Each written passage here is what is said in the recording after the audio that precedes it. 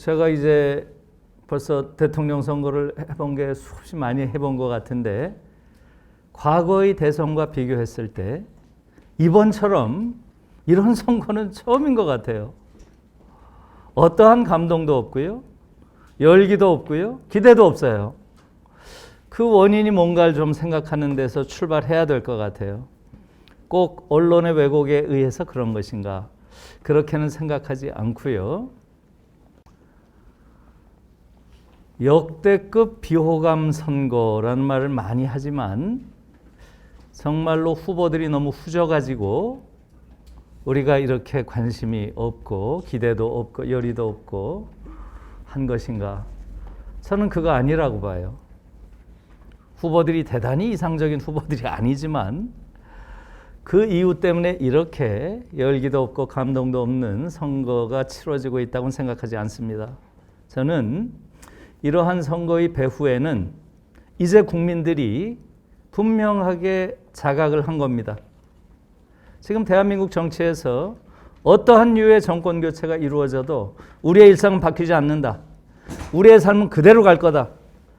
이러한 정치에 희망이 없다라는 걸 총체적으로 인식한 거예요. 제가 보기엔.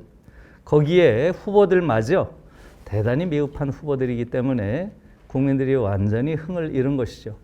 정치 지형 자체가 너무도 잘못 짜여져 있어서 누구를 우리가 선택하더라도 정치에 있어서 변화는 불가능하다라고 하는 일종의 절망감 같은 것이 국민들에게 이제는 누적돼서 쌓인 것 같아요.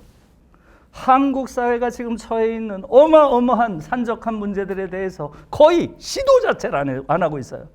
그런 게 너무나 많습니다. 거기에 대해서 국민들이 가지고 있는 그러한 분노가 있는 것이죠. 그래서 국민들 입장에서는 이번 선거도 마찬가지예요. 언론의 왜곡, 그걸 국민들이 모르지 않습니다. 압니다, 다. 어느 정도 왜곡하고 있는지.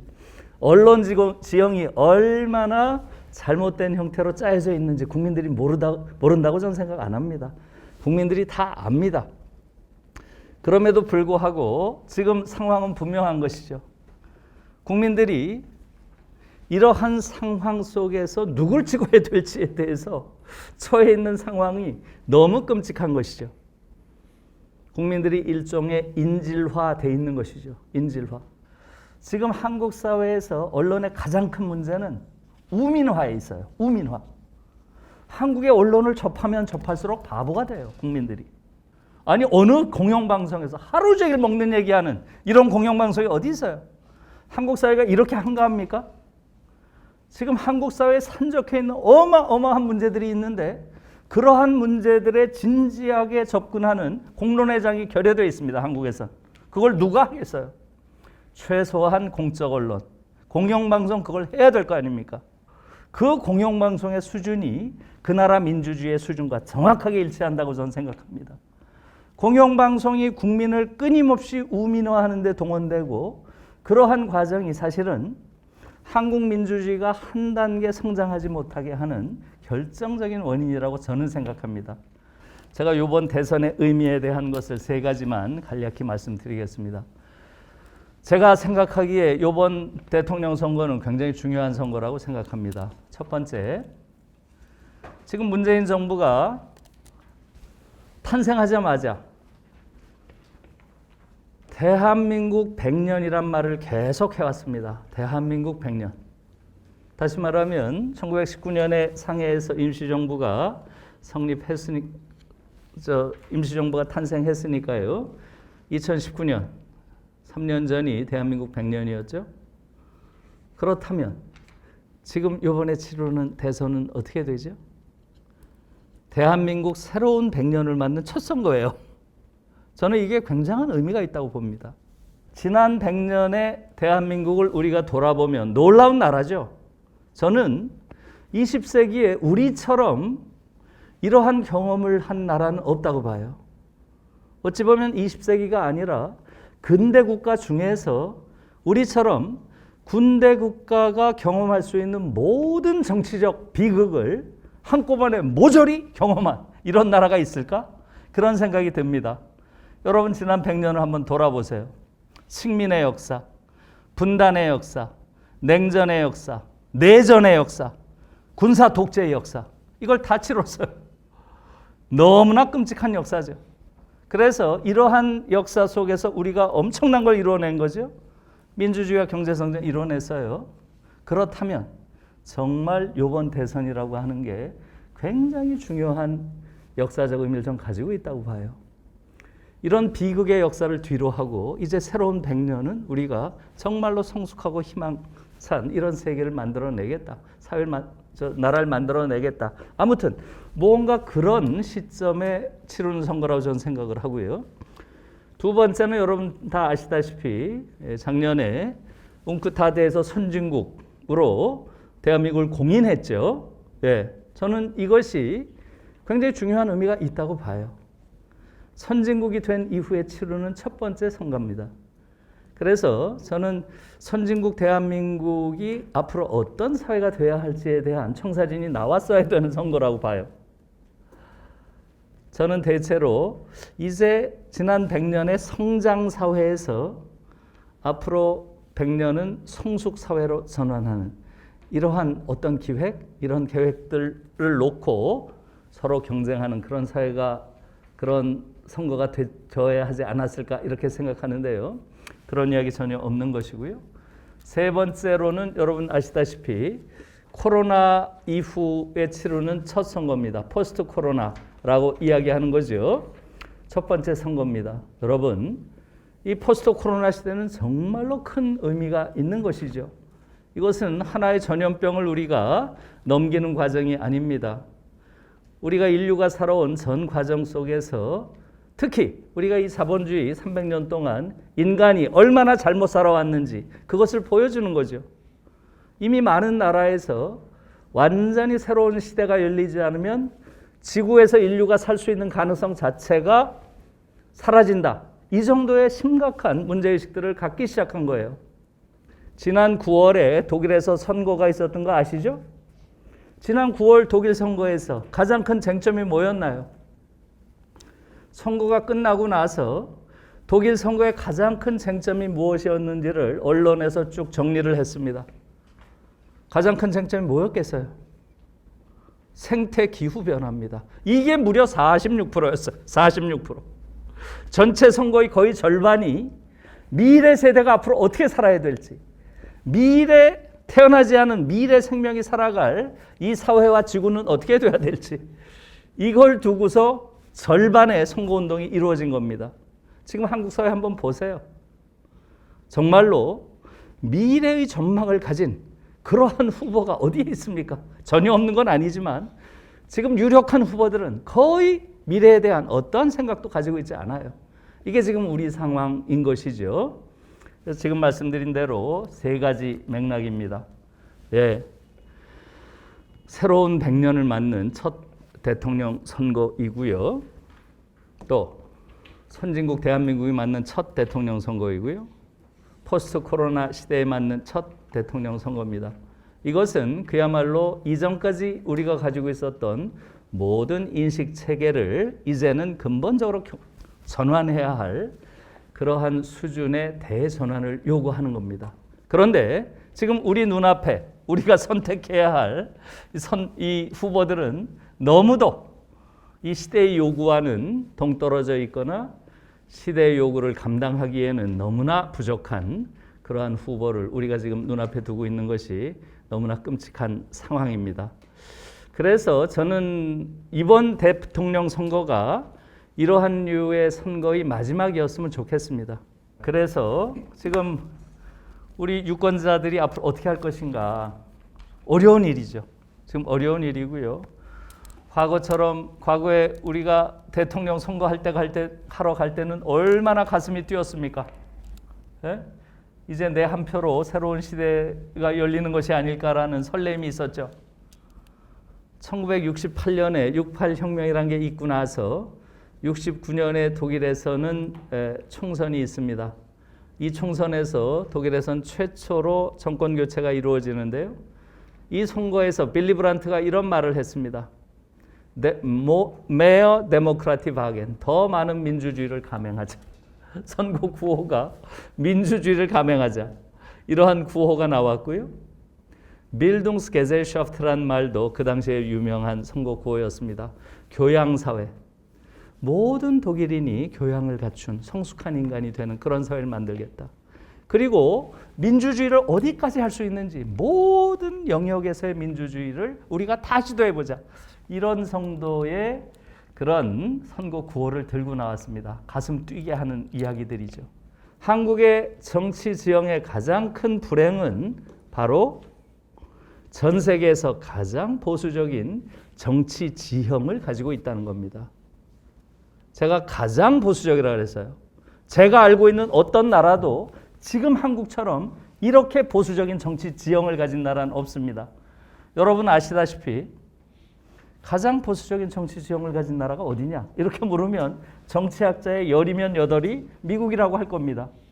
보수당 2개밖에 없으니까. 공화민주. 지금 한국은 미국보다도 더 보수적인 정치 지형을 가지고 있습니다. 지금 요번에 대통령 후보들이 내세운 공약과 작년에 미국 대선했죠? 작년에 대선에 나온 공약들 한번 비교해 보세요. 어디가 보수적인가? 일반적으로 전 세계에서 가장 보수적이라고 하는 미국보다도 지금 한국은 훨씬 더 보수적인 정강정책을 가지고 있어요. 샌더스와 엘리자베스 워렌이 내세운 대표적인 정책이 뭐죠? 대학 무상교육, 대학생 부채 탕감, 완전 탕감, 보유세 도입 이런 걸 내세웠어요. 민주당 후보들이. 지금 우리나라에서 그 정도 공약을 내건 후보가 있습니까? 이게 지금 한국의 현실이에요. 그래서 사실은 어떤 사람으로 정권이 넘어가든 한국 사회는 전혀 바뀌지 않습니다. 이게 지금 한국 정치 지형이 가지고 있는 근본적인 비극이라고 저는 생각합니다. 이 상황을 어떻게 어떤 측면을 가장 중시하느냐는 뭐 사람에 따라 다를 수 있습니다만 이런 것을 전제로 해서 지금 대선 국면에서 정책이라든지 한국 사회의 미래에 대한 논쟁이 시작돼야 되는데 이제 그것이 없다는 것이 지금 김누리 교수님 이야기한 것처럼 참으로 안타까운 일이고 그래서 이제 제가 앞에서 예를 든 이제 필리핀의 사회학자인 월든 벨로가 4가지 시나리오를 이야기했습니다. 팬데믹이 끝난 다음에는 신자유주의 시대로 되돌아갈 것인가, 아니면은 뉴노멀 그 약간의 이제 개혁적인 조치가 이제 수반되는 이런 형태로 갈 것인가, 아니면은 대전환, 그러니까 기후 위기로부터의 이 문명에 대한 근본적인 성찰에서 새로운 에너지 사회 시스템으로 갈 것인가, 4번째 완전히 보수 반동으로 갈 것인가. 이런 이제 4가지 시나리오를 이야기를 했고 지금은 아직 현재 진행형입니다. 그렇기 때문에 우리가 어떻게 갈지는 정확하게 이제 알 수는 없습니다만 현재 지금 우크라이나 사태는 보수 반동의 하나의 그 사례라고 생각이 되고요. 한국에서는 아직 그 기후 위기나 이런 그 생태 환경에 대한 것은 아주 소수의 목소리로 그치고 있고 대선 국면에서 전혀 부각되고 있지 않고요. 뉴노멀 정도의 개혁적인 담론도 나오지 않는 상태입니다. 그래서 우리가 지금 어쨌든 이런 국면에서 이런 태행적인 한국이 태행적인 상황으로 이제 선거 구도가 잡혀져서 우리가 이제 지금 정말로 절박한 꼭 이런 거시적인 이런 기후 환경 위기나 구조적인 변화까지는 아니라고 하더라도 예를 들면은 수도권 집중 문제, 그 다음에 심각한 이런 그 학력병, 교육병의 치유 문제, 그 다음에 그 국가의 미래를 어둡게 하는 저출산 문제, 예를 들면 이런 식의 과제라도 선거 국면에서 제출돼야 되는데 일체 이런 그 당장 국민들이 피부로 느끼고 이거를 뭔가 해결하기를 절실히 원하는 이런 그 몇 가지 사안조차도 선거 국면에서 지금 그 담론의 영역에 등장하고 있지 않다는 것이 매우 안타까운 그런 현실인 것 같습니다. 어쨌든 그 촛불 시위의 그 메시지를 공정으로 해석을 하고 그 방향으로 대처로 갔기 때문에 구조적 불평등의 문제에 대해서는 건드리지 않으려 했다는 것입니다. 그러니까 관료들의 반발 이전에 문정부 자신이 그걸 건드리려 하지 않았습니다. 이게 굉장히 중요한 포인트고 이 노무현 정부와 다른 점은 노무현 대통령은 그래도 개혁을 위한 칼을 휘두르려고 하는 제스처는 취했으나 문정부는 칼을 휘두르지 않았다. 이것이 결국 국민들이 가지고 있던 지금 가지고 있는 분노와 좌절감의 표현이 아닌가 이렇게 생각합니다. 그래서 저는 이것을 넘어서기 위해서 현재의 국면에서 어쨌든 우리는 선거 투표를 할 수밖에 없고, 그러니까 이 퇴행을 막기 위한 행동을 할 수밖에 없지 않느냐는 게 저의 생각이지만, 문제는 정치를 이렇게 만든 건 시민사회라는 점도 우리가 한번 생각해 봤으면 합니다. 즉, 지금은 이런 계획을 추진해 나갈 정치 세력의 에너지도 고갈이 되었지만, 시민사회도 거의 에너지가 고갈이 되었다. 그래서 결국 어떻게 복구할 것인가가 굉장히 큰 과제다, 이게. 퇴행은 최악의 경우는 막아야 되겠지만, 그걸 막는다고 하더라도 이것을 복구하는 것이 만만치 않다, 이런 생각을 저는 하면서 미래 세대를 위한 새로운 프로젝트를 시민사회에서 가동을 해야 되지 않느냐, 이런 생각을 합니다. 저는 이 시점에서 국민들에게 가짜뉴스와 사실 왜곡이 우리에게 얼마나 심각한 비극을 초래할 수 있는가를 저는 지금부터라도 국민들에게 호소해야 된다고 생각을 합니다. 그리고 우리가 대선을 앞둔 이 시점에서 무엇을 선택해야 되는가를 저는 국민들에게 우리가 말을 해야 된다고 생각합니다. 급진적인 기술혁명과 코로나 창궐과 함께 우리에겐 급진적인 전환이 요구됐습니다. 김래리 교수님이 제안하신 경쟁사회의 한계를 넘어서는 공동체사회, 자유시장의 한계를 넘어서는 민주공화국, 물주주의 한계를 넘어서는 생태사회의 실천에 대해서 저는 100% 공감합니다. 이 기획에 대해서 이의를 제기하는 분 없습니다. 그러나 선거 2주 전인 지금의 핵심적인 질문은 우리가 무엇을 어떻게 할 것인가라고 저는 생각합니다. 자, 이거를 보면서 교회가 감당해야 될 사회적 책무를 공유하고 촛불 정신을 지키기 위한 노력을 지금부터라도 저는 교회 공동체를 중심으로 진행해야 된다고 생각합니다. 저는 자료를 보러 독일을 자주 가는데 보쿰에 가면 보쿰대학의 유명한 3인당 이데올로기인 브라켈만 교수가 있습니다. 이분이 한번 저녁에 기독교 모임이 있으니까 와봐라 하고 갔더니 그날 하는 발표 주제가 뭐였냐면요. 보쿰에서 그 작은 한 구의 지역에서 나치 때 선거 행태가 어땠느냐. 거기에서 교회가 어떤 역할을 했느냐. 거기에 기독교인이 몇 %였느냐. 개신교가. 이걸 갖고 연구를 해서 토론을 하는 거예요. 그들은 나치를 투표한 책임을 독일 국민뿐 아니라 자기가 사는 구에서 기독교인들이 어떻게 하는 것까지를 파고 들어가고 있다는 것이 저는 굉장히 감동적이었습니다. 그래서 그런 부분에서 저는 다시 한 번 더 지금이라도 교회가 할 수 있는 역할을 단기간이지만 해드릴 것을 부탁드리고요. 이 민주시민교육을 필수 교과로 통합된 하나의 교과를 하면서 이 시기에서 디지털 리터러시, 디지털 문해교육과 미디어 문해교육이 함께 진행되지 않으면 우리는 언론의 폐해로부터 벗어나지 못합니다.